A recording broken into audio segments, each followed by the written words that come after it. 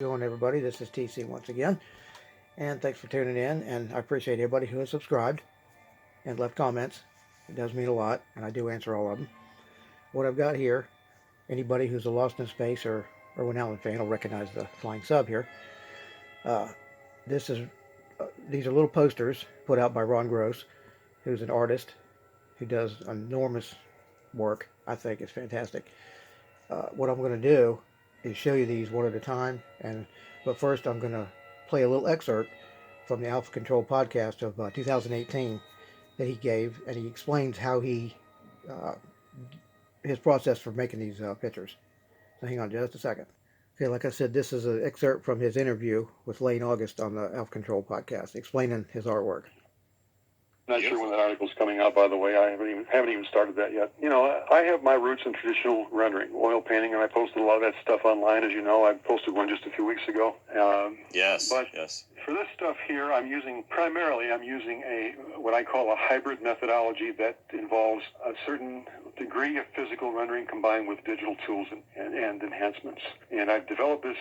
It's a unique process I developed pretty much on my own. And I'll give you a rundown of how one of them was put together, okay? Okay. Because I get this question all the time. The first one I did with the cast ensemble, for example. I mean, obviously that's based on well-known photos. Most of them are black and white. Sure. Mine's in color, So the process involves this. I'll take the photo. Often it's my own screen grab, sometimes it isn't, and print it out very lightly so you can just barely see it on a certain kind of cardstock with a certain amount of tooth. It's a technical term involving papers, Right.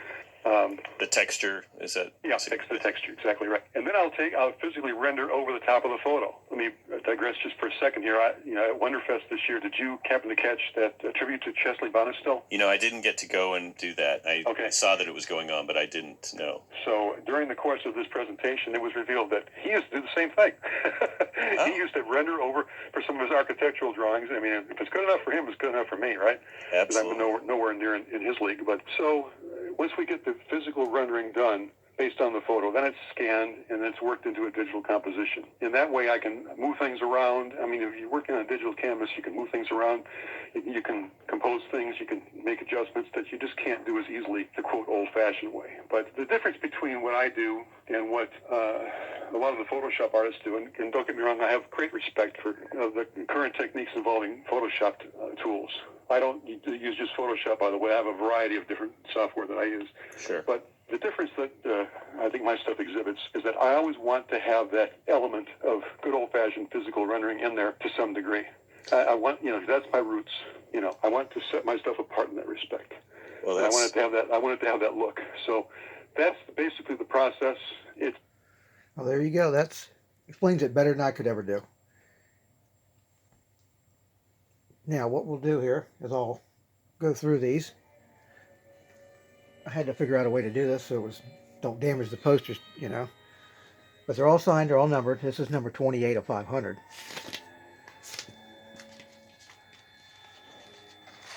This one, you can see, it's the Jupiter 2. Also, it's number 109 of 500. This is a really cool one. I mean, it looks like a photograph. It's so good. It really is. 27 of 500 is that one. And these are like he said, the photos are mostly from the first season, so they're not color. They're black and white. But there are color photos that were taken at the time that show what everything looked like. Well, at least the costumes. Here's one of Judy. That's a good one.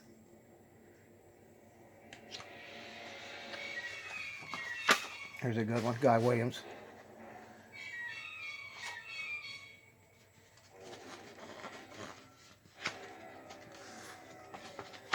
Here's another really cool one. This number 50 of 500.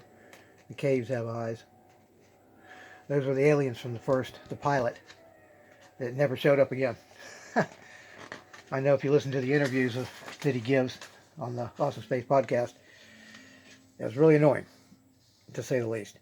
And that's a good one with the giants. Now, I do have more of these.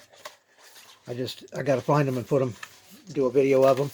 But anyway, one thing I should mention, Ron Gross did do a couple years ago. I believe it was at least 3 years ago. The Lost in Space Art of Ron Gross card set. Same artwork. And now there's a new one. It's called The Initial Adventures. It's 104 cards. The other one was 43 or 46, I believe, base set. But I'll leave info for all that and for his books down below on the description. And I hope y'all enjoyed that, especially Lost in Space people. I love them. I think they're really cool. And Ron, I hope you see this, and I hope I did a decent job on it. So y'all take care. Don't forget to like, subscribe, and share. Bye-bye.